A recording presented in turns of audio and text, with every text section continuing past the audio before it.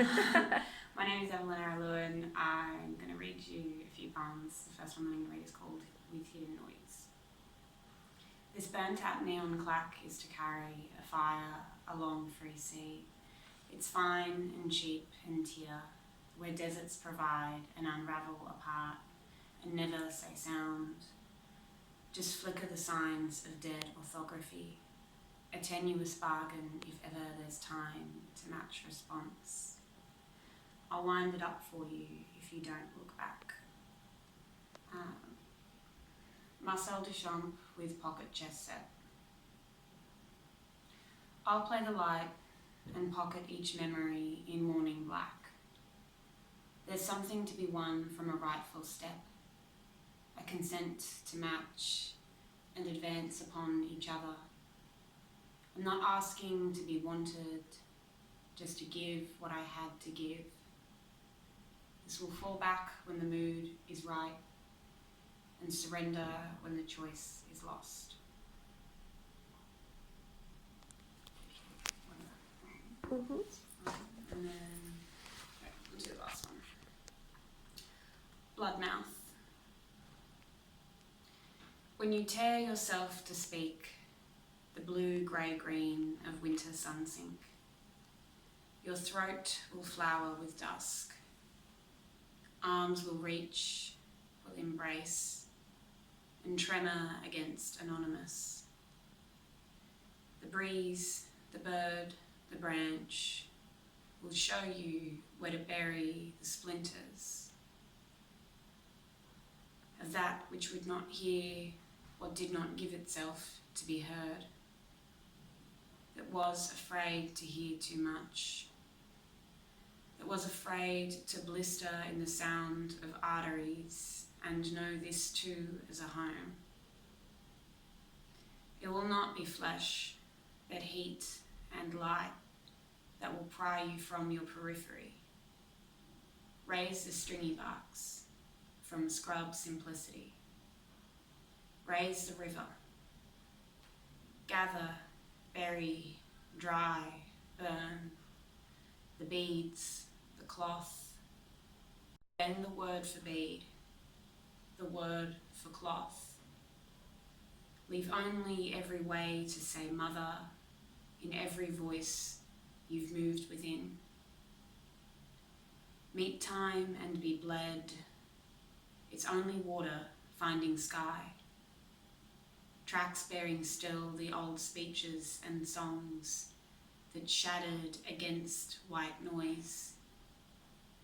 You will be known still, even as these slice lips, slice skin. When you were here alone, filling pockets with pouches, with cornered pages and palm ink, it will remind you to speak threshold, to speak yourself, to arrange your entries, grow them from your body, to then return the givings, to then return the body, to remember only when you came and you were light burning the earth. It will hold what's left as more than before, in scape that has always known the shape of you. It will sound familiar, like the taste of water on your own tongue. So I was involved with the Red Room and New South Wales Art Gallery collaboration for the Visiting Duchamp exhibition from Philadelphia.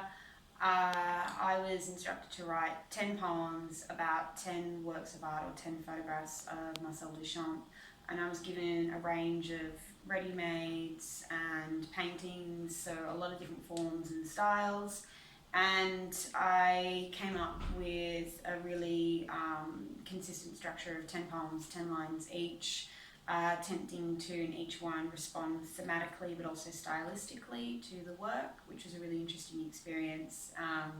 Marcel Duchamp is not necessarily an artist that I feel speaks to my own practice.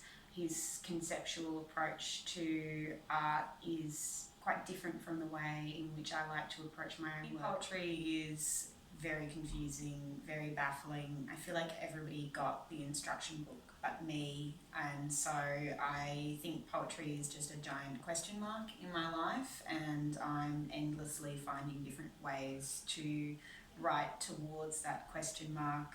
So far, nobody's told me I'm doing the wrong thing, which is really reassuring. I'm expecting that one day, but it's all right. I'll just claim that I'm inventing a new form and a new style of poetics. So I'm really confident that the form can withstand that, and hopefully I can fulfill this ongoing bizarre question of what is poetry and who's the poet.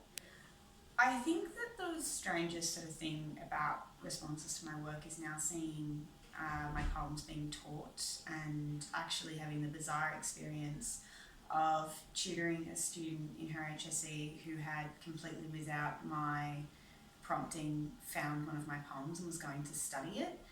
That's really weird because you realise that you're the only one who has this very narrow idea of the context you wrote the poem in and what it was intended for, and that nobody else agrees with you.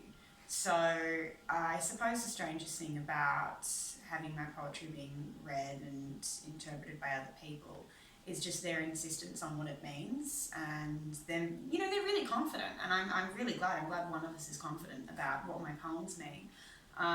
So I think I'm just baffled by the whole notion of interpretation from the get-go. That's just a very scary thing. My unsolicited advice for poets, aspirational poets, anti-poets, whatever you see yourself as, is just write whatever you have managed to reflect on during your day or your life, or, you know, your random thoughts when you wake up, and then just see what happens when you lineate it. That's how I've been going. But, you know, if I can write a poem about a toilet, you can write a poem about anything, really. So there's nothing to be scared of. Just chuck it on a page and then have a little bit of